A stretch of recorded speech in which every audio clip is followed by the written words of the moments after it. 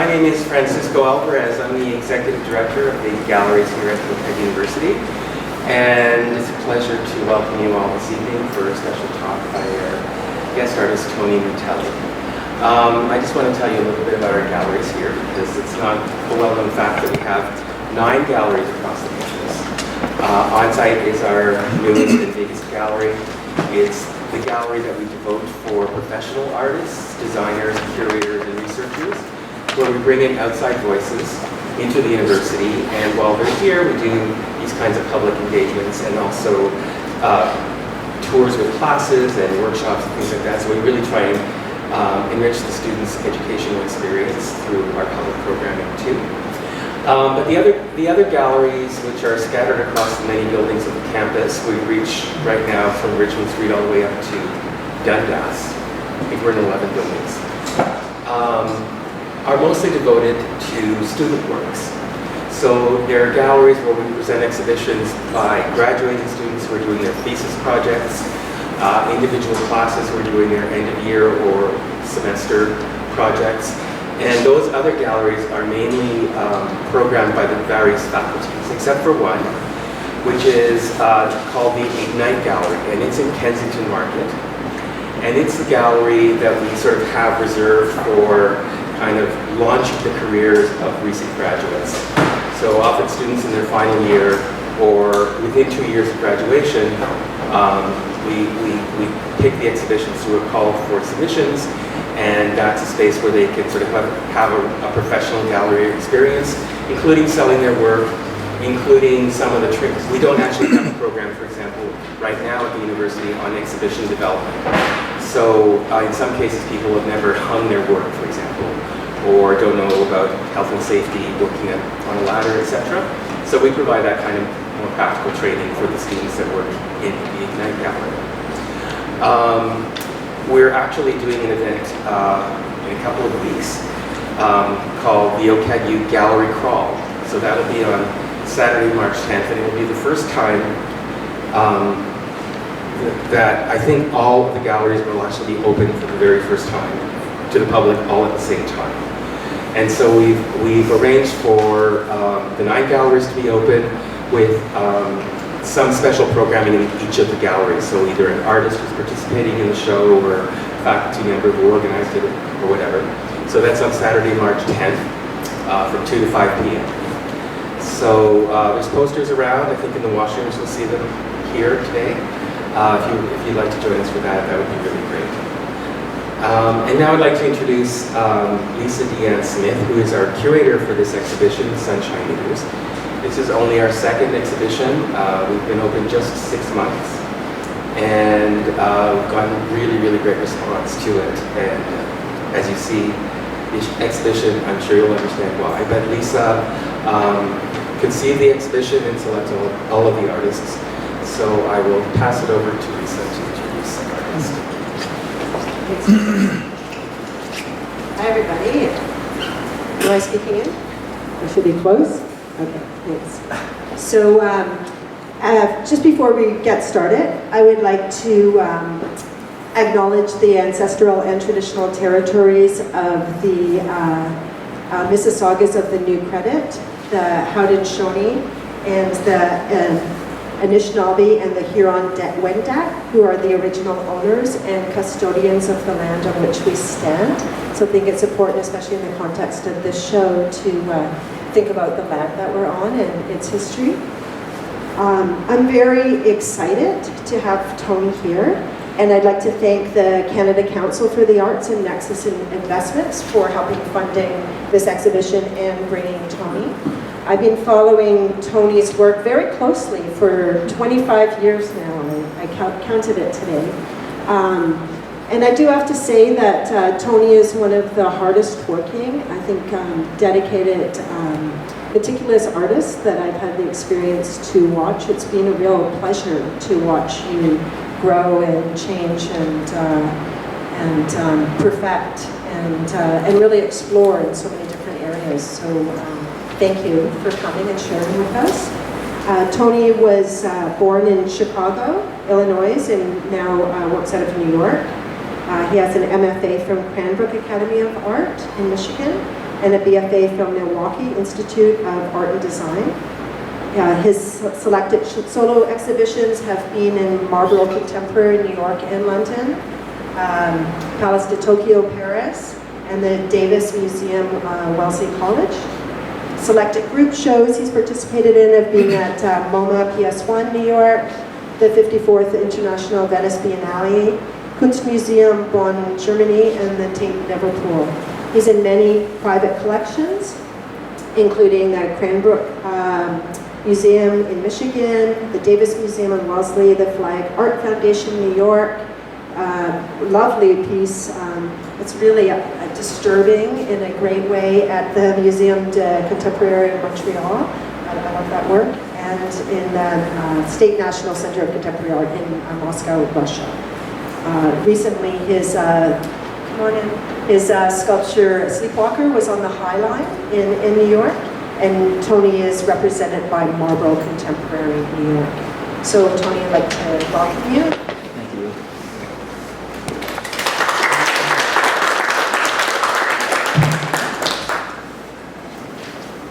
Let's see how loud this one is. How's this? Good? Is this better? Yeah. Is this better? Thanks so much for having me, Lisa. You know, every time I give this lecture, the lecture changes usually from venue to venue and depending on what kind of work I want to talk about. But I always talk about you in every single lecture, and I'm going to do that today. I never mention your name, but I will today.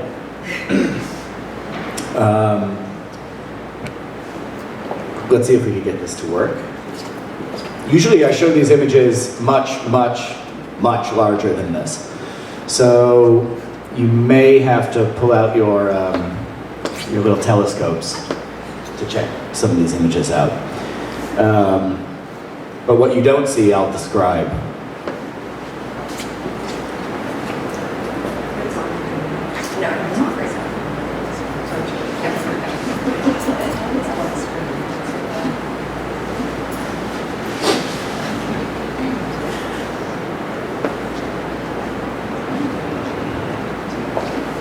I also have hundreds of images here, so I'm gonna try and not be redundant and move through some of them very quickly.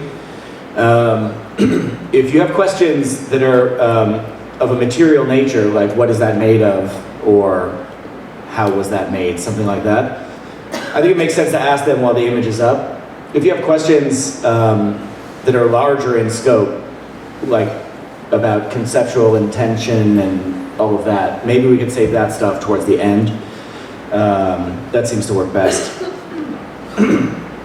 So this is, I'm starting at the very beginning here. This is a sculpture that was made while I was in graduate school, and it's called My Soul Searching Is Finally Paid Off. Before this work, I was making sculptures that were trying to make connections within history and culture and societies that weren't necessarily mine, and a history that I didn't really participate in. It was work that that was designed to make me seem very smart, and it was pretty dead work, I have to say. I enjoyed making it, but it was quite dead, and it wasn't really apparent to me until Lisa, while we were in graduate school, came up to me and said, "Tony, you are such an interesting guy. Your personality is really vibrant, but your work reflects none of that. And maybe that's something you should think about," or something to that effect. I don't know if you remember that. I remember it really well, because it changed the course of my work and changed the way I thought about what I was doing as an artist and what type of artist I wanted to be, and was, I would say, one of the fundamental moments in my life. So after that, thinking about it, I decided that I wanted to make work that was rooted in my emotions, my daily life, the way I felt about the world, the way I was digesting culture, the conflicted nature of how I felt about this or that or the other thing. to be almost a kind of quasi-romantic artist, you know, take all the inspiration from myself, from my feelings. And so, since this was a new beginning, I decided to make a sculpture of an open box. The box is empty, which is quite how I felt at the time, intellectually empty anyway, artistically empty, but also ready to receive, ready to take in whatever I found that I wanted to keep. So it was a sculpture of a new beginning, a sculpture of openness, a sculpture of something willing and ready to hold ideas and hold anything, essentially. Okay, let's see if I can figure out how to go forward. Okay. These are all from graduate school. This is a sculpture called Couple. Oops. We had sound. I'm gonna try and get rid of that. This actually at the time was part of the piece in a way, but if we just kill that volume, because I think a lot of these slides have soundtracks.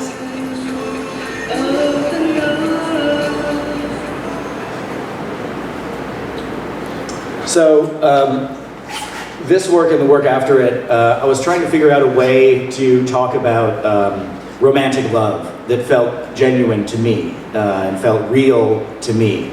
And I remember seeing these images from when I was a kid, from Time magazine and Life magazine. It was the time of the Ethiopian famine, and you would see in these glossy magazines and through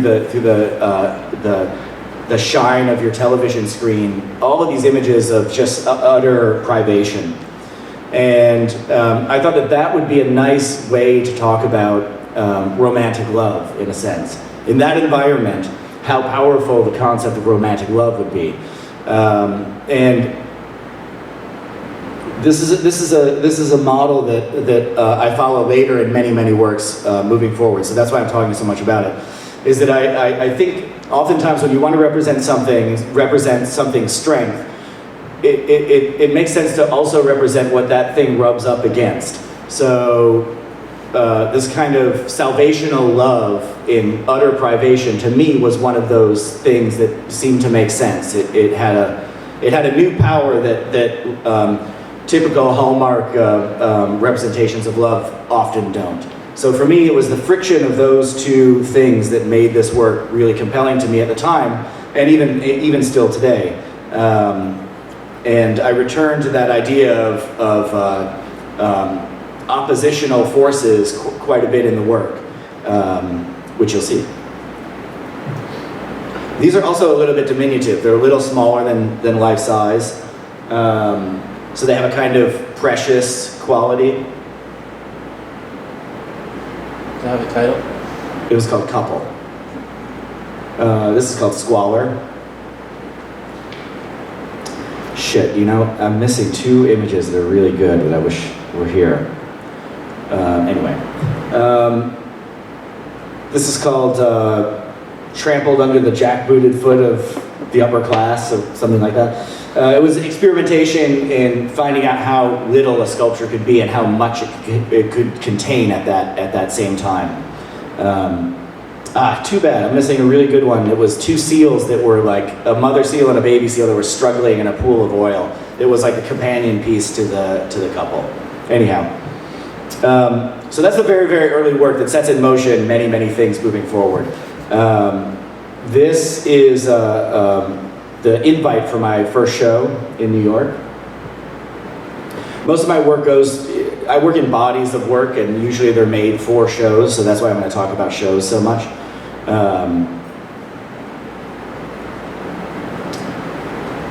Let's see, can I go backwards? Yeah. Okay, so since I like the idea of a checklist here. So 1, Lost and Sick, that's the first sculpture, and then 2, Down with the Rich 1 through 5, Down with the Rich mid, and Down with the Rich deluxe, and then Friends Forever and a Day.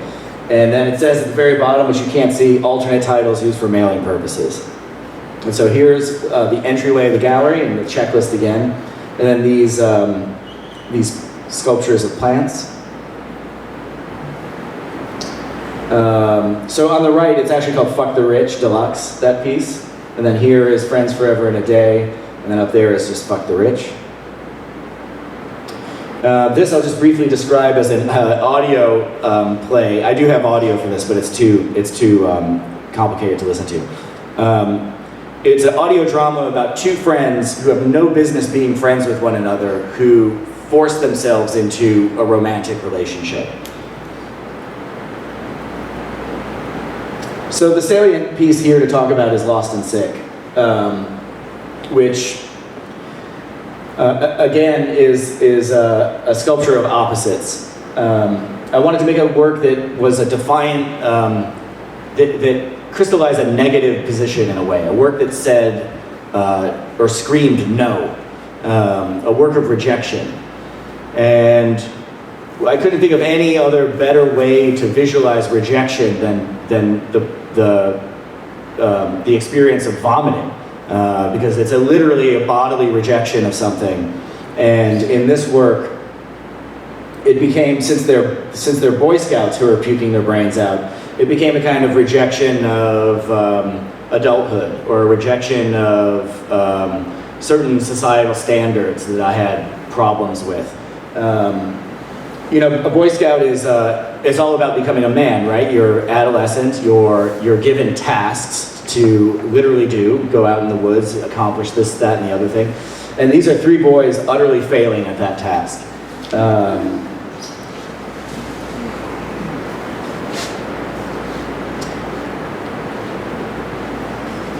I like that these read as little dioramas. They read narratively, in a sense. I was really into like Bruegel and stuff like this as a kid.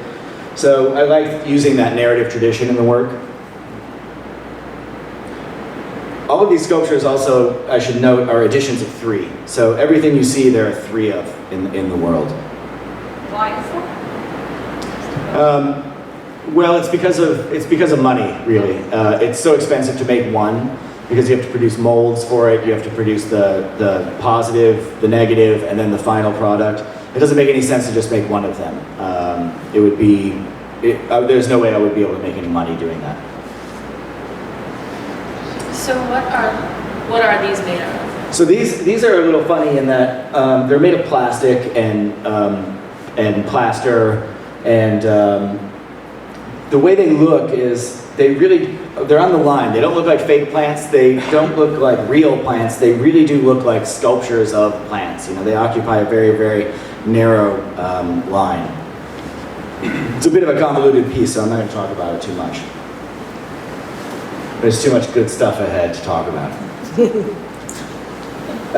So after my first show, I was a little bit lost. I produced the work. It was fun. I was broke. I didn't know what to do. I didn't know really how to make another sculpture, and I was wondering, how do I make another thing? You know, how do I sell another work? This is something that I can't sustain. And a friend said to me, "Make another sculpture, man. What are you doing? You're an artist. You just had a show. Make something." So I was like, "Yes, that's a great idea. I should make something." But since I felt so ambivalent about everything, I decided again to draw from that kind of that feeling and make this sculpture here. I really felt like I was just going through the motions at that point, making the 3rd edition of the thing. You know, it's like, fuck, I made this thing 2 times already. I got to make it again, and just barely make enough money to then make the next thing. It was really I was just getting used to being commercial in that sense.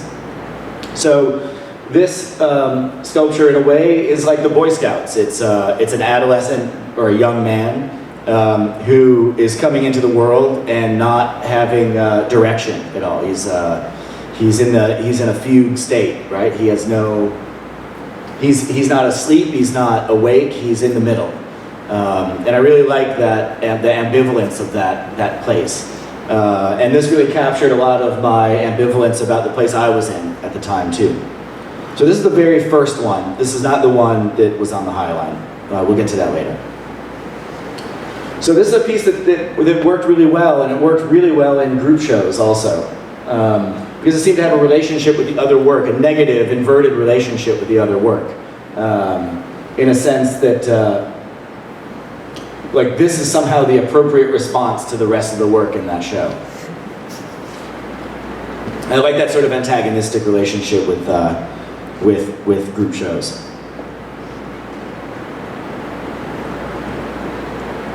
So I was asked then after that by the Public Art Fund in New York to do a public art piece.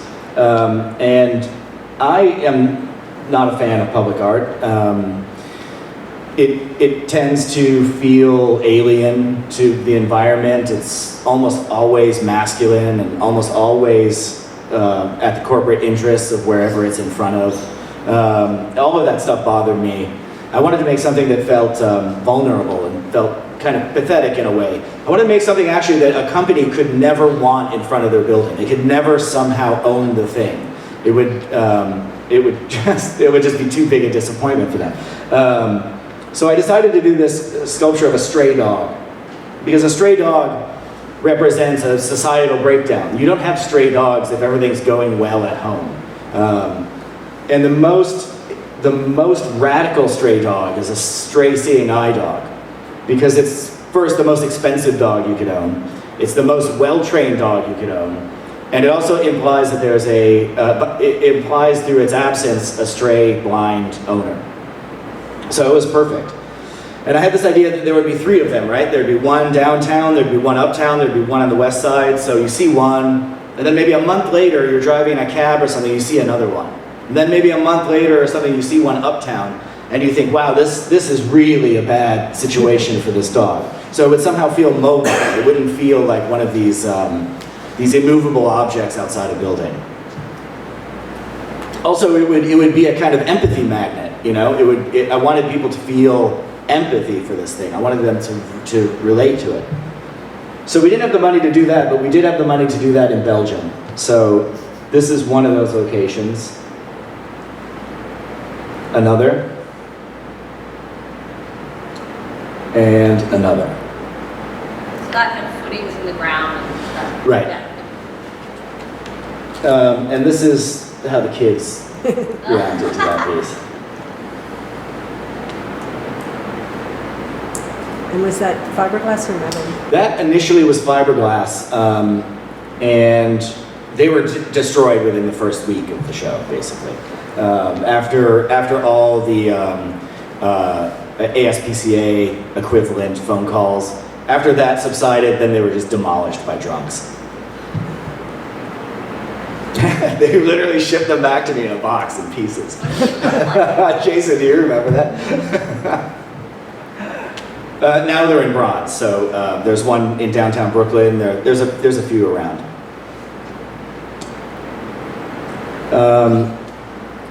I got interested in doing sculptures of chimpanzees because I was frustrated that everyone thought that Sleepwalker sculpture was a portrait of me or a portrait of a friend. And anytime you represent a person, you're essentially doing a kind of portraiture.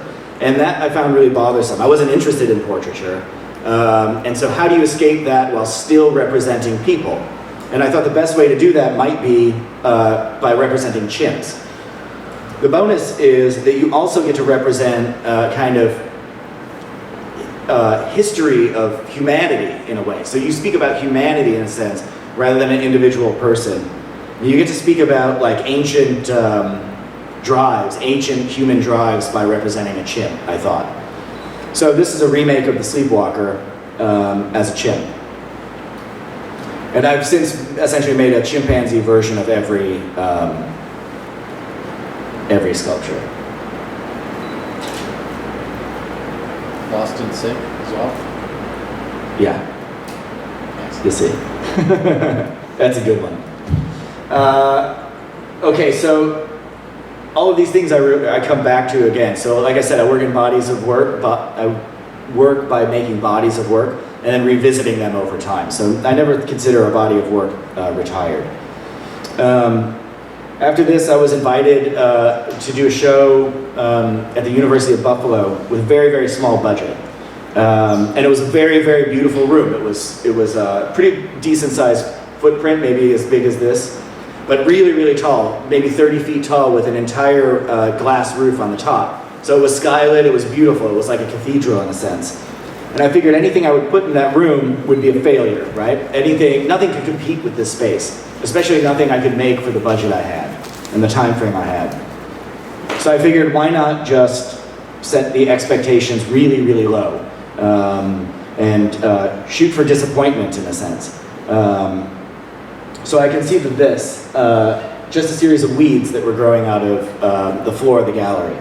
So it would seem like a neglected space in a way.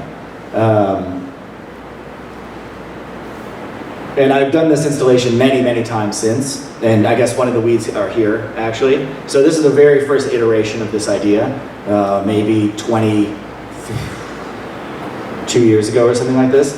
These are all plastic. The ones that I have here are bronze, but I'll take you through that in a minute. I love using weeds because they represent a kind of outsider. I always refer to them as like the horticultural equivalent of a zit or something like this. You know, it's like always a blemish. It's always out of place.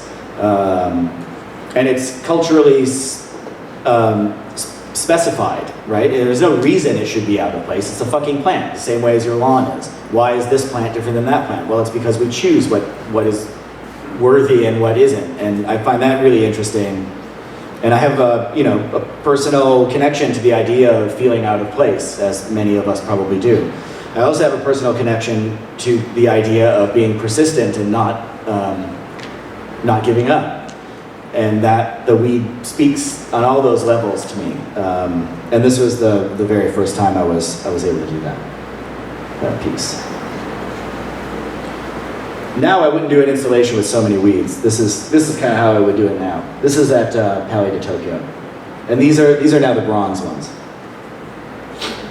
So in a room, like, you really only need one or two.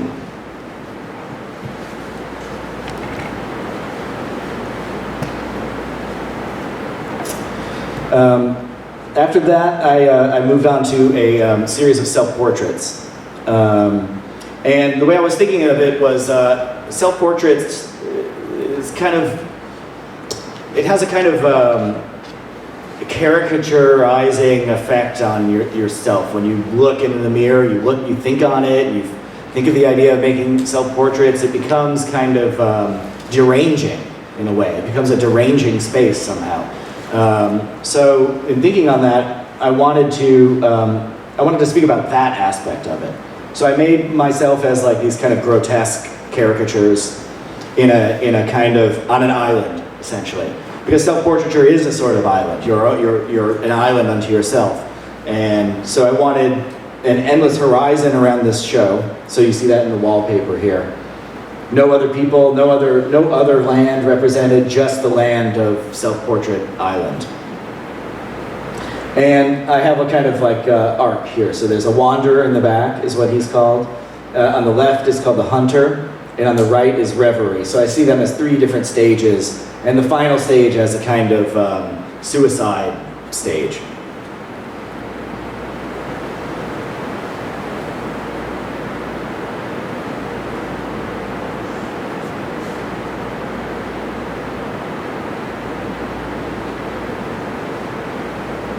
So the heads are big. The heads are like this big. I think one of these is in Montreal, actually. The tall one. This one.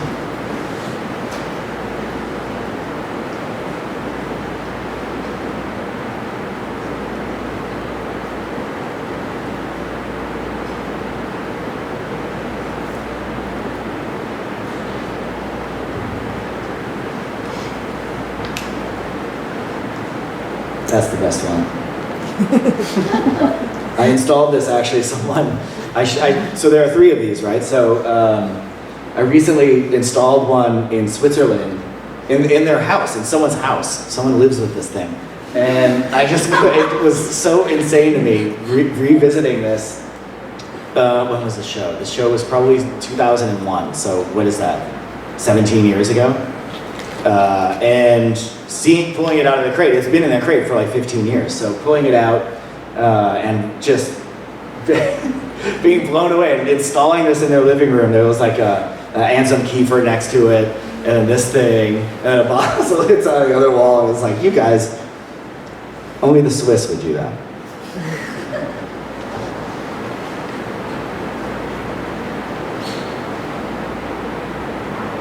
So, this is the invite for my next show, which was a double show. It took place in Sweden and Dusseldorf at the same time.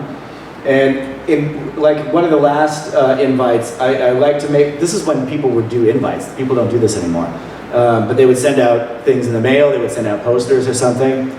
And I like the idea of putting clues into the invite of what the show would be. So here's a note that I'm faxing, which is also a thing no one does anymore. Faxing my dealer, and it's a drawing of one of the pieces that's in the show. The title of the show is Total Torpor, Mad Malaise.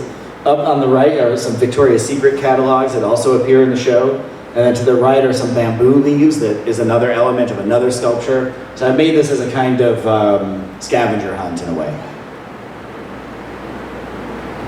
So in the front, I showed, there are two self-portraits in here. So I showed my soul searching is finally paid off.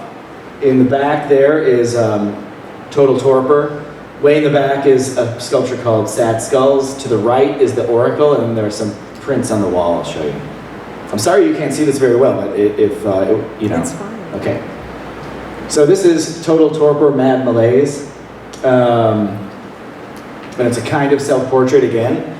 This started, I would say, the last show in 2001 started probably 10 years of making self-portraits. So this is the next one in the series, as an utterly grotesque kind of tumor-filled depression blob, basically. And on the floor there are like low-grade stimulants and low-grade depressants. And he's leaning back on a pile of like bourgeois, middle-class pornography, essentially. Victoria's Secret catalogs, a couple hustlers, I think other crap like this. But he's still in this kind of Greek heroic pose. He's still it has a general image of upkeep. He's got a comb over. He's not let it all go. And his cock is sort of like half flaccid, half erect. So it's really a strange location. This thing. This is I sent a fax to the dealer during the show, and it was such a weird fax that I ended up using it as the invite for the other show, and also we turned it into a giant print. I'd like to read this, but I have to get up and read this to you, because I can't read it on my phone. And usually I could read it big, but I'm going to read it here since no one can. So it says, all right, thank you. So it says, I hope things are well, what does it say? I hope all is well and things are proceeding as planned. Things are extremely complicated. Nothing is getting done according to plan. I'm running out of money and rent and other bills are past due. I'm extremely frustrated and simply want to cancel all my future plans. This is not the image I want to project to you, but I feel like everything is coming undone. Please accept my apologies for my complete lack of professionalism. I know we had huge expectations for this show, but frankly, we're going to have to save that shit for the next show. Next year, maybe. To be honest, I've been sorely disappointed in the help you've given me. You could, however, make it up by sending me a few $1,000s to get my feet back on the ground. America is killing me.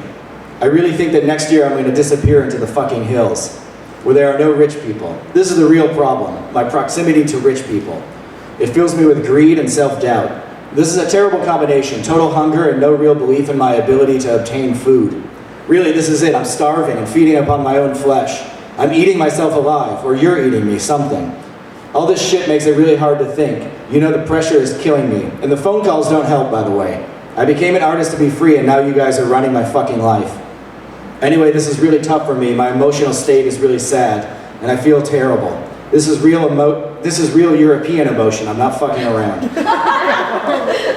So here are our options, and I map out the options for the show, and I say, sorry for the drama, let's talk soon. Let's talk as soon as possible so we can work these things out. I know I've waited to the last minute. It's hard for me to deal with my problems. Call me first thing tomorrow. Best, Tony. So that was the tone of this show, and why that sculpture looked the way it did. That sculpture you saw was the Swiss version. I'm sorry, the Swedish version of that sculpture. Sorry for the noise. You redacted the dealer's name? Yeah, I guess I did. Yes, I did. Alexander was his name. This is a sculpture called Oracle, and it's a sculpture of a potted plant that reacts to sound. And any sound you make, it reacts with laughter. And while it laughs, it shakes and vibrates, it spins around. And the smaller the sound, the smaller the shaking and laughing. The louder the sound you make in the room, the more hysterical and the more violent the shaking and laughing is. And I don't have video of it, unfortunately. Sorry. You have video on your website or? I have video nowhere. There's literally no video of this. There's a picture of it moving. And I think, let's see. Sometimes I have in the longer version of this lecture, I have an image of the, I have a video of the special effects guys working on it. This is another print, which is a drawing of one of the sculptures in the show called Sad Skulls. Really, the show was last minute, so they were asking me, what is in the show? And I was like, I don't know, I made some collages and faxed it to them, and that became the show. And then so I redacted any of the what the pieces actually were.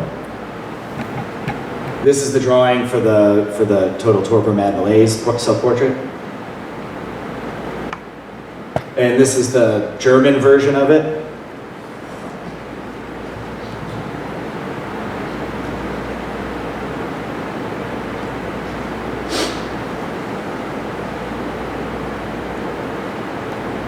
I like the combination of the heroic and the pathetic at the same time, you know? Those things are meaningful to me.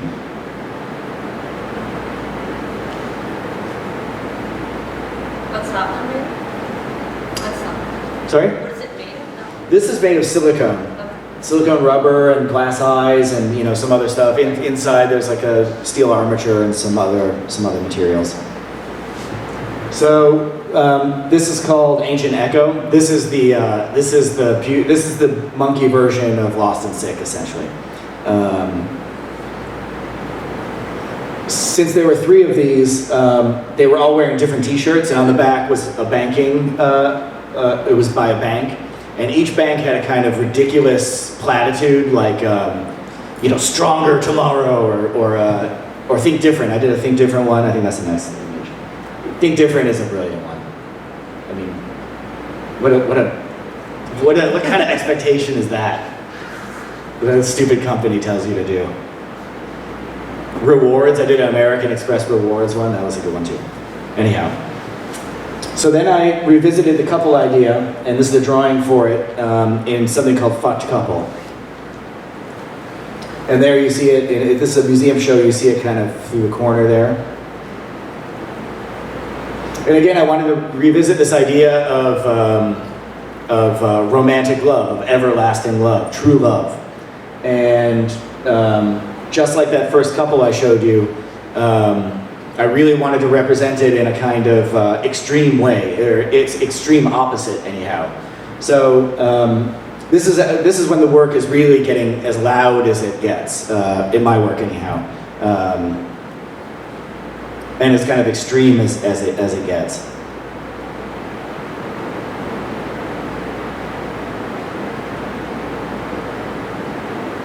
Is that a real Object piano kind of broken breaking up, out, or it's combined? It's a real piano, yeah. Oh, okay. It's a real piano, except for that one leg on top we had to make out of foam because it was just too heavy. It wouldn't be able to hold that. Oh, and the metal frame is also made of plastic. The wood is real.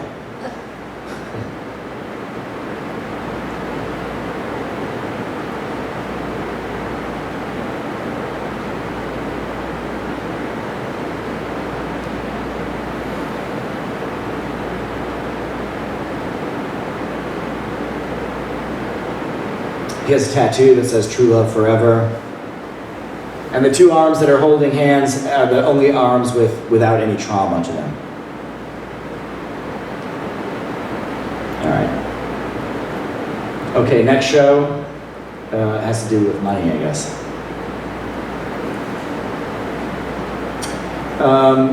on the left, you have something called Fuck It, Free Yourself. In the back is Old Enemy, New Victim. On the right is On the Ropes. And then another one here is called A Fucking Mess. So this is Fuck It, Free Yourself, and it's an eternal flame to waste, I guess. At the time, it felt more like a metaphor for sculpture. The way we were really burning through money so much. We were literally doing this. No, we weren't, but we were spending a lot of money making work, and it seemed endless. And so I was like, this is a great idea for a work. So we made this. So the bills are made of porcelain, and then this is an eternal flame. It just burns endlessly.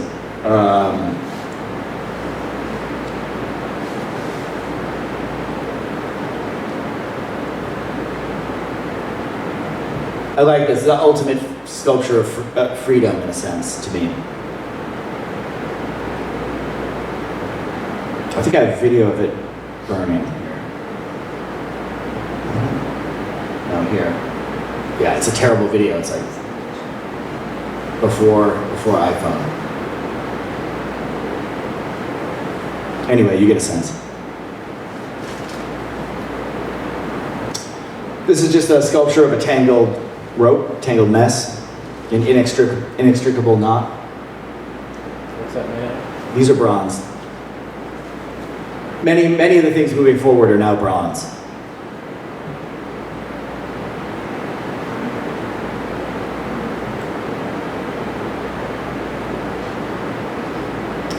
And this is Old Enemy, New Victim. I think I was getting evicted from my, I mean, not that these anecdotes mean anything, but I think I was getting evicted from my, where I was living at the time. And I was full of rage and not full of money, so these all came from that place of frustration.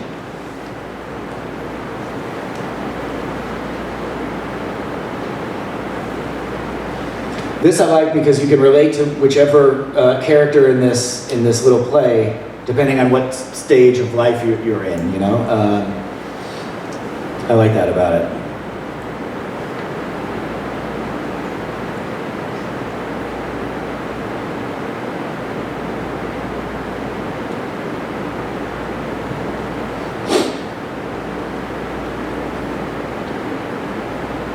All right. So, return to some self-portraits here. That is a professional headshot of me, retouched. This is called Veg Head.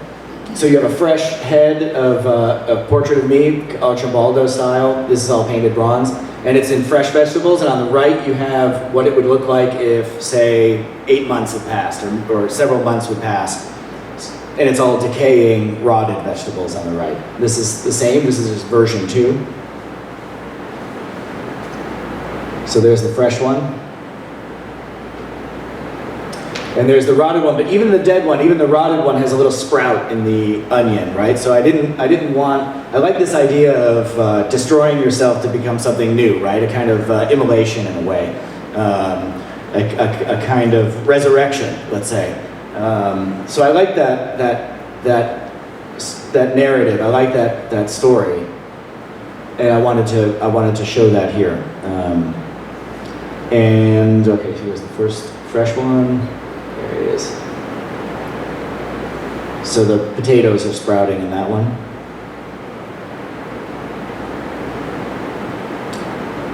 Veg Man, the same idea.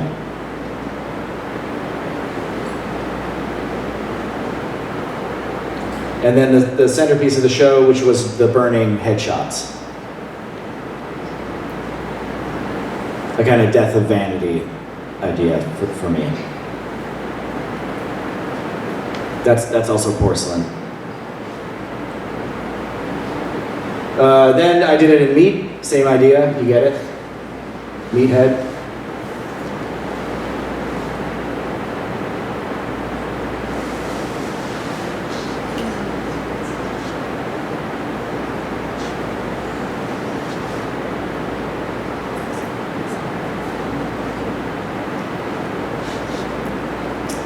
I thought it was then time to make a female sleepwalker. There she is. Companion piece for the young man. So again, this becomes another couple, right? Another compromised couple that, that is forever in a kind of limbo.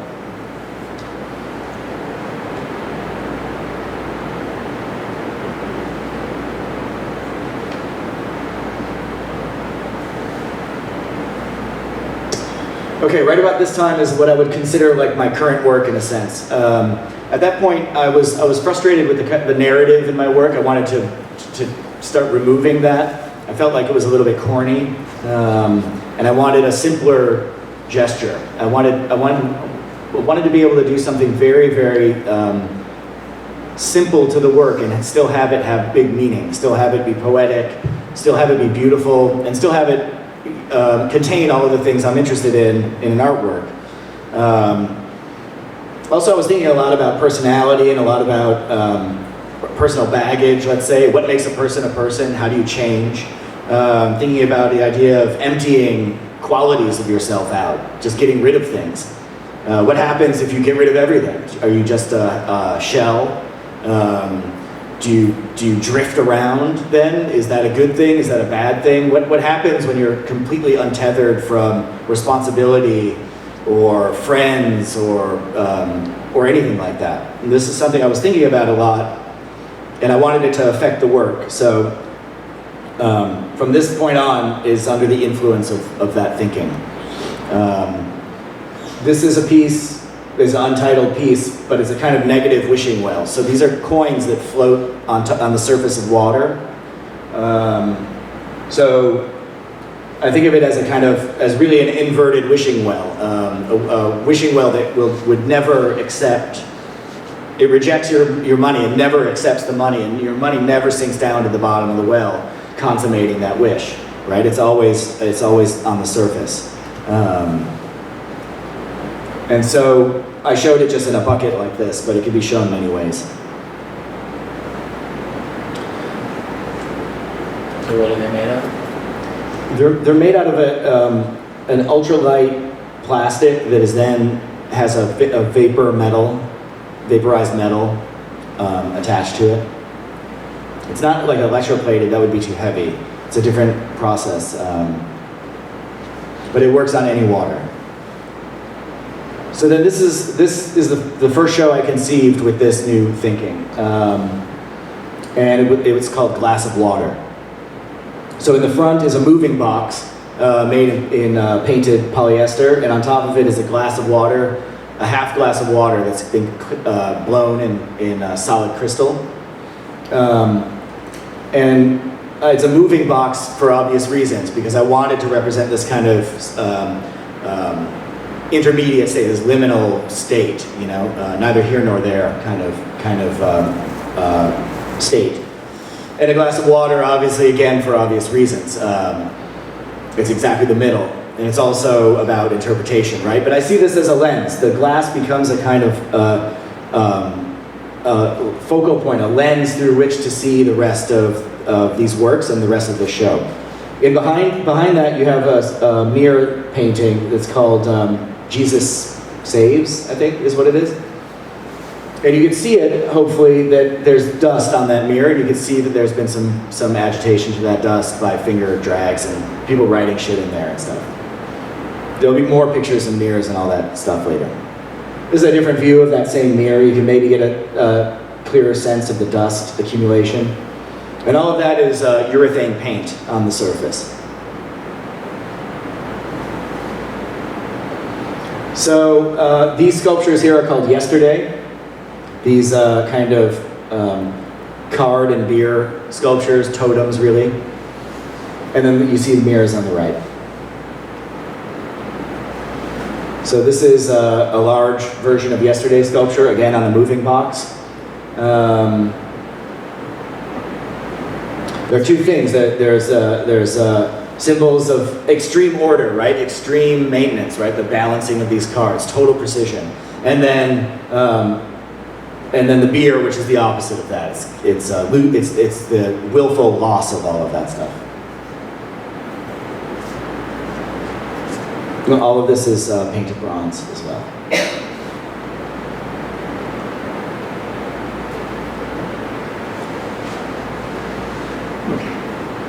I'm going to move through these kind of fast because they're kind of redundant, but it shows the variation in some of them.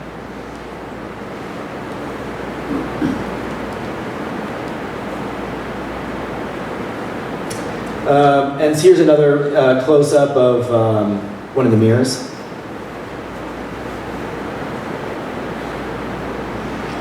You have to walk around the room for these things. You know, they're active. You have to participate with them in order to see what's really in them. And I like that they reflect the room. They become activated by what's around them. They're really they're not dead things at all. Some are hard to read, but they get a lot easier. This is called faggots. That's called Dick. That's the same one. I think that's called Seaman, actually. That's a good one. Okay, in the back you see a couple feet there. That's the entry into the next room. So you walk past these like really, really delicately balanced things.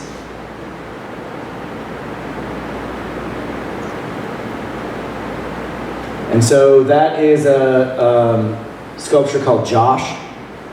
And I don't know what that painting is called, but something. Frowny face, let's call it that. And then you have Fuck It, Free Yourself, which I consider part of this body of work. Because that's about giving up. That's about not just a literal changing of state for the fire burning, but to me about emptying, giving away possessions sort of thing. This is Josh, and this is what I was talking about, what happens when you become completely untethered and totally adrift. So this is a sculpture of my friend in that state, what I envision that state being. He's not perfectly levitating, he's sort of like half on a kilter, you know, he's a little bit, neither falling nor lifting.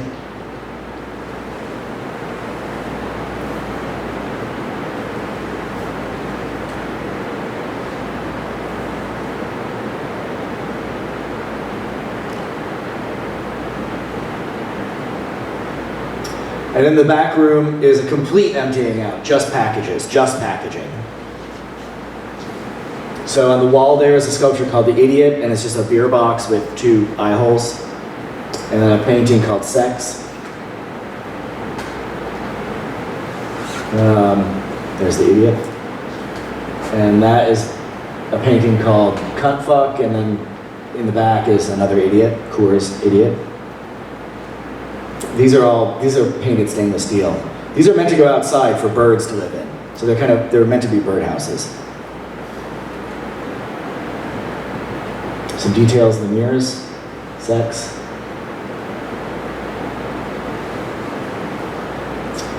And so this is a larger version of what's here. And even simplifying my process even more, I thought, what would it be like if I just inverted the gravity of an image? Just simply flip it upside down. Do nothing else to it. Literally just like taking an image and rotating it. And that's what it looks like when you do that.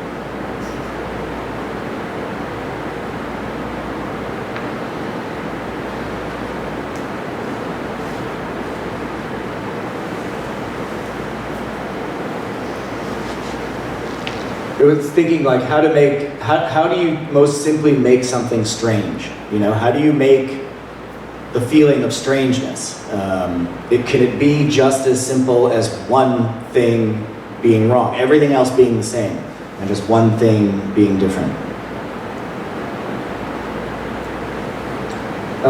Then it came time to make another sleepwalker, but this time for the outdoors. This was in conjunction with a show at Wellesley College in Massachusetts. And so here he is in the older man, obviously. I like that. I like that he's aged. So older man in a field here.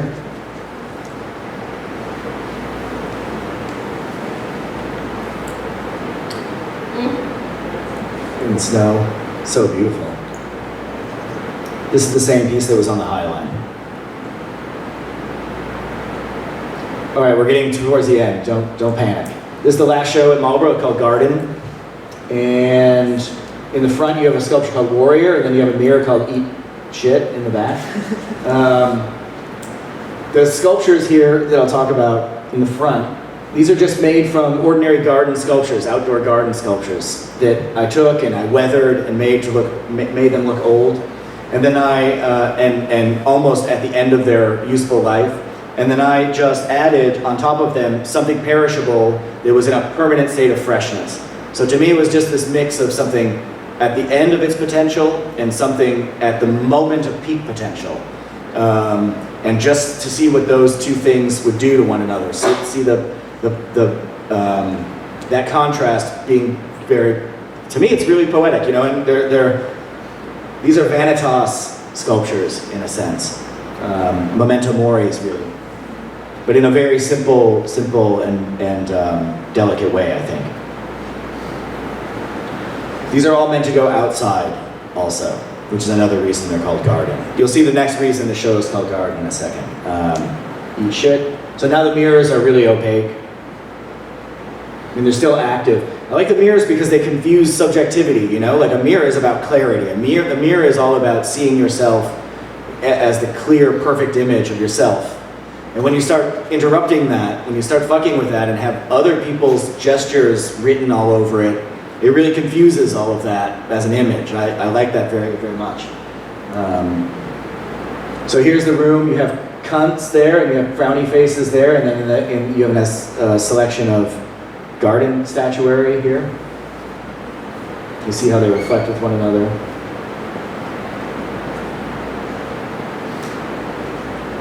That's Venus.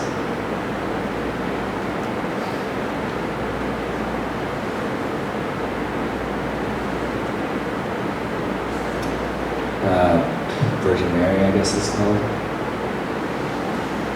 Tic-tac-toe. Goddess.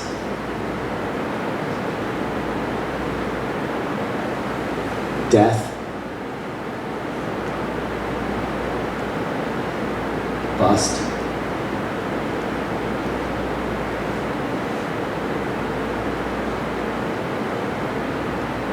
Buddha. Okay, you get the idea. Atlas, this is a good one. He's got a crab claw on his head. Mom and Dad. Okay, so from this room then, you pass into the final room, which again, taking that idea of a simple inversion of something and putting it on a human scale, making it again into a kind of man and woman, another kind of, I guess a quasi-couple, let's say, and then a rope in the back, a kind of rope that appears to be floating in space. I think of this room, the reason it's called Garden is because I thought of this room and the thing in general as a sort of Garden of Eden, this being Adam and Eve, the column being the tree, the rope being the snake. I mean, obviously I don't really talk about it this way, but it comes to mind. And the thing about these figures that I love are the feet and the foot detail, which is perfectly flat, which is how you would be seeing them if they were standing on the ground. So again, it was remaining true to that idea of just flipping an image and seeing what it does, seeing if it captures a sense of strangeness that I wanted it to. And I think it really does. When you invert an image like this, when you invert something physically in front of you, it becomes so foreign. These are all untitled. I wanted to make it seem like they were floating in water, you know. So this is figure 1.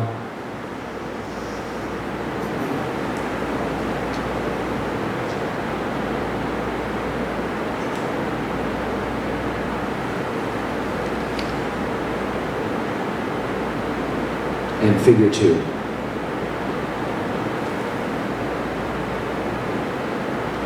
And at the moment, we're making these for outdoors. This is, since they're made of silicone, they have real hair, they can't be put outside. But I think in a landscape, these would be really successful. So there you see, here's the first foot detail you really see. And these are perfectly level with the ground. And if you're tall enough, you get to see the detail at the bottom there. So we had someone stand on glass to see what that would look like, you know. All right, this is the last show. I'm going to race through this because it's just more garden sculptures, but they're better. So this is Philosopher Head. So are these still found sculptures, or are you making them? These are found. These are all found. This was the London show. I'm just going to race through it. So Philosopher Head. He's got a sandwich on his face.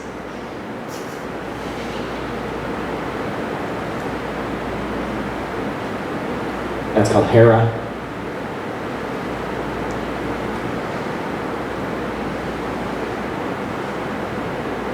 I also like that they feel like a kind of passive graffiti in a way. There's something iconoclastic about them. This is called Woman in the Wind. These are all marble and bronze.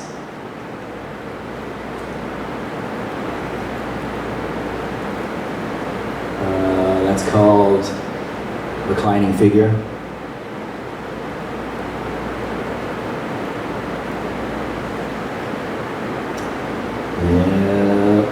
Warrior. This is the best one. This is my favorite one anyway. Maybe not the best. Shit. What? Hold the phone.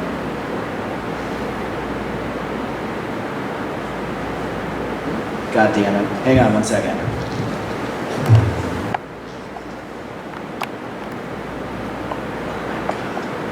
Hang on.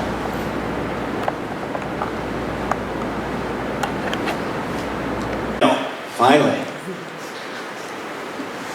This is the short lecture, by the way.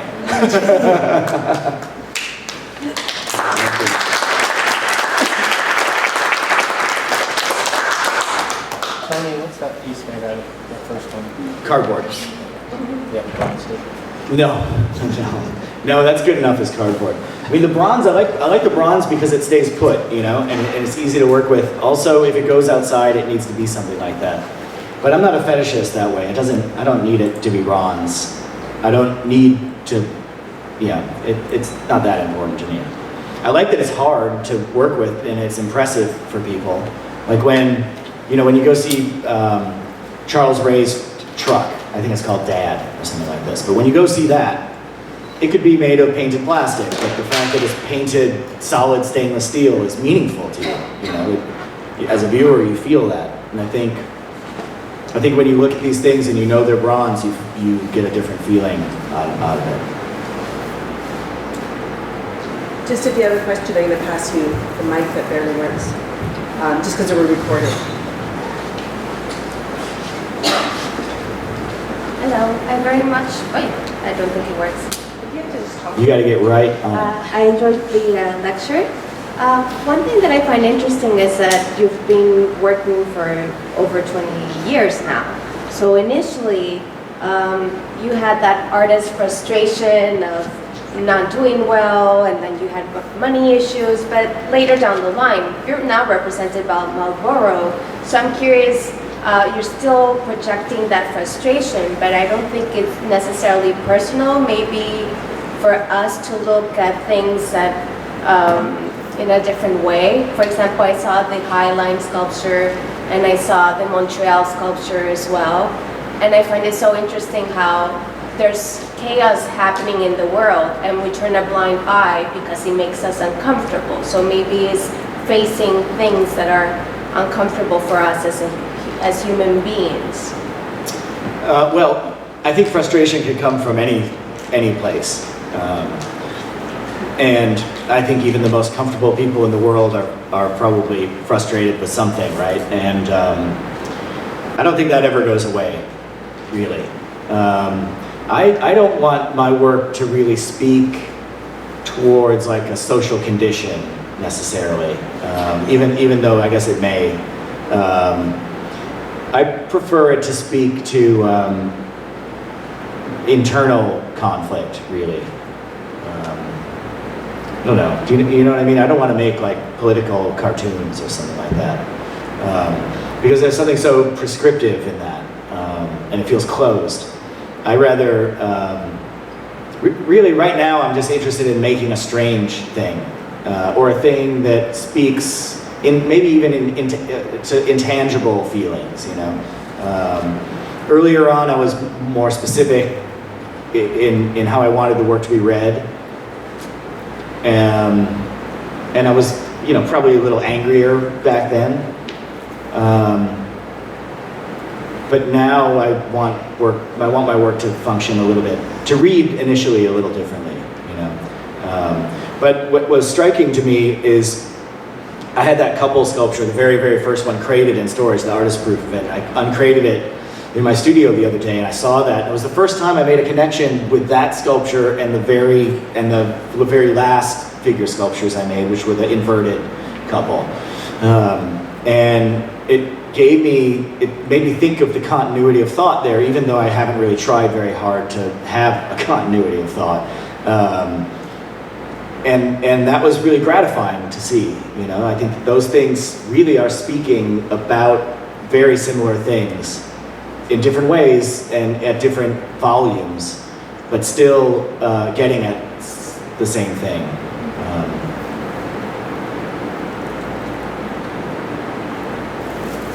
I wanted to ask, when you're thinking about new work, a lot of your work, it seems like the materials and the technical process, just making the work successfully, like the inverted sculptures, like does the idea come of what you want the work to be about come first, or does the materials of the process then follow, or is it inverted? No. The materials in the process follows. That's right. So I have an idea, I make a little sketch of it or a drawing of it, collage of it, of the idea quickly, and I have it on the wall, and I live with it for a while, and if I still am interested in it maybe a month later, then maybe we'll start thinking about making it. And then you have to figure out what's the best way to realize this work. Maybe it's not the right time for that work, maybe there's a better time later in the future to do that work. But and then once you start working on something, the process then can inform me and inform the work, and even maybe change the idea a little bit. Once you start working on something, you're like, oh no, that idea wasn't quite right now, it's more, this is actually what it needed to be. So it can change, but I never just noodle around, or I never say, I want to work in rubber, and then try and find something to work in rubber with. Never ever. I don't want to work in anything, actually. If I could make like invisible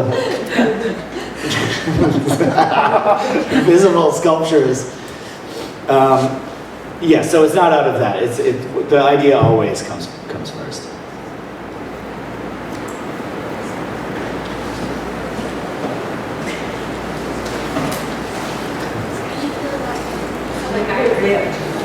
How do you feel about public art now? How do I feel about public art now? Well, it got a lot better in 1998 when I made that work. I feel generally the same way about it. I mean, it depends on what it is. There's been a lot of great public art made, and I think most of that great public art has been made recently, like the last 20 years or something. I'm talking mostly about like that modern, you know, the corporate hood ornament sculpture that is just so tied to, it's like the image of money, you know? It's like so grotesque to me to have to walk past one of those things. Like in New York, like in the E or the H or whatever it is, you know? I think Jim Dine sculptures are cool. I like that public art. I think even in the history of public art, there's been great public art, like Dubuffet or something like that. That's cool to me. I love that. But as soon as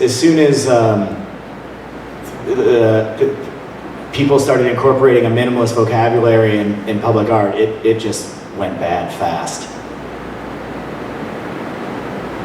Do we have maybe one last question before we close out?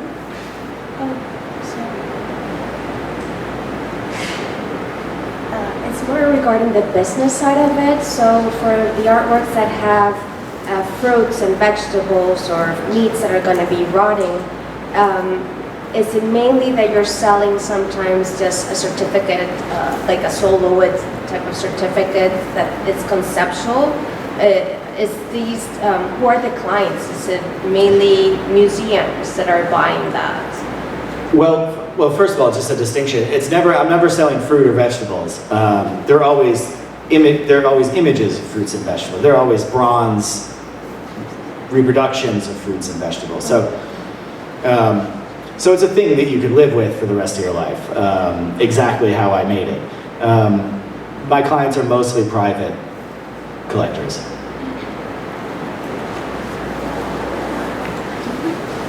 I don't know if it's an end question, but seems okay. So you talk about a certain juncture in your practice where you talked about emptying out. Can you talk a little more about why that started? Like, I almost thought that you had done quite a lot of work, and it sounded like you were traveling quite a lot. And do you know that if you're traveling and you're on your own, I just had that sense about that, what you take with you. So you know what I mean by that emptying out? Do you think you're actually obviously living affects everybody's practice, but do you think some of those things influence that decision? I'll tell you exactly what it was. I remember it. I remember it completely. I think it was when I turned 40. Oh. I had a kind of moment where I was sitting in the studio and I was looking around, and I have a big studio, and tons of stuff, tools everywhere. I got people walking around, and I looked at all of that and I said, well, this is it. This is what I'm doing. I'm an artist. And I was like, it was so disappointing in a way. And I'm not disappointed to be an artist. I've always wanted to be an artist, and I'm privileged to make art for a living. But it was the finite nature of that reality that I felt really disappointed in. I would rather not be anything, I would rather be able to do many things, but life doesn't provide that option to many people. So it was that moment of realization that got me thinking along that way, like, wow, what were the steps that led up to this? How do you dismantle something? Are we only at the mercy of our personality's inertia? Is it just, well, I set this in motion and now there's no stopping Tony Matelli being Tony Matelli? Well, why can't I be another person? It was all of that. It was. I hope that doesn't sound flaky, because I don't think it's a flaky thing at all. But that's what it was. Tony, it'd be really interesting to watch you grow. Thank you for your honesty and vulnerability. But I'm really excited to see what's happening at 50 and 60. And Me too. well, what's happening next, actually? More of the same. Before I formally thank Tony, did you have one more burning question? Did you guys go to school together? Yeah, we were in grad school together. We actually, I remember that conversation really well. And it's interesting, I hadn't thought about it. It's interesting how certain trajectories carry on, because when I'm teaching, it's almost, I want to see the person in the work. And I remember being frustrated. Yeah, you never know what's going to affect you. Yeah. You never know what conversation is going to trigger something in your brain and be really fruitful. And that's why you need to pay attention all the time. And but we had a studio in the basement together in our first year, and I would just watch him work so hard. But it was a great experience, actually. Before I formally thank you, or maybe just before you guys run away and catch you, so I encourage you to pick up a brochure. It has an essay about the exhibition, The Sunshine Eaters. And then coming up, we have Alanis Obamaswan with a screening of her film Trick or Treating, as well as we're going to bring an original copy of the written Treaty Number 9 and an original copy of the Daniel McMartin diary, who's one of the treaty commissioners, which sort of challenges and brings to light the difference between the written treaty and the verbal treaty. And then we also have a fun event called True Stories. So there'll be storytellers that are telling stories that are inspired by the work in the exhibition. And then coming up with a date still to be determined, we're working on a gallery walkthrough tour with Brian Youngland. So again, Tony, it's been so great to have you and Thank you have so as much. part of the show. Thanks. So